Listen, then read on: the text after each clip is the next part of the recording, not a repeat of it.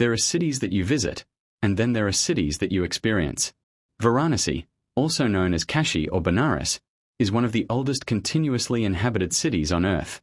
As Mark Twain famously said, it is older than history, older than tradition, older even than legend, and looks twice as old as all of them put together. But Varanasi isn't a museum. It is a living, breathing paradox. It's where chaos meets deep silence, and where the cycle of life and death is laid bare for all to see. To walk these narrow alleys is to step back 3,000 years. At the heart of everything is the river Ganges, Mother Ganga. For millions, these waters are not just a river, they are a goddess. As the sun begins to rise, casting a golden glow over the 84 Ghats that line the western bank, the city wakes up. You see pilgrims taking their morning dip, believing the water cleanses the soul of all sins. You see laundry being beaten against stones, children diving from platforms, and yogis lost in meditation. To truly see Varanasi, you have to be on a boat at dawn.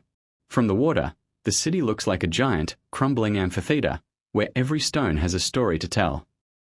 Step away from the river, and you're plunged into the Galis, a labyrinth of narrow alleys so tight that two people can barely pass without brushing shoulders.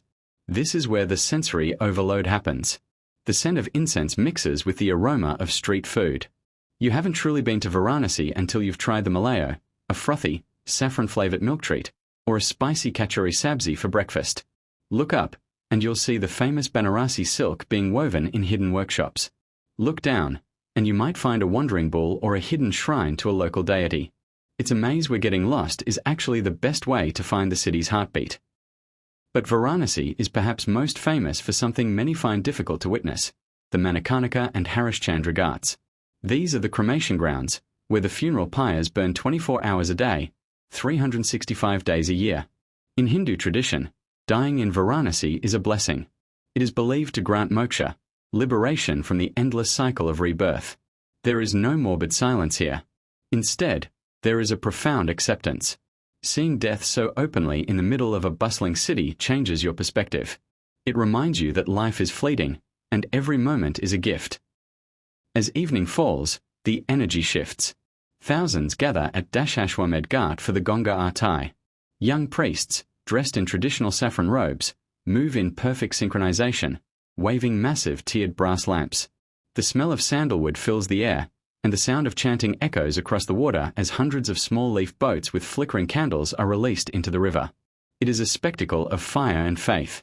It's the city's way of saying thank you to the river that sustains it. Varanasi isn't a city for the faint of heart. It is loud, it is crowded, and it is intense.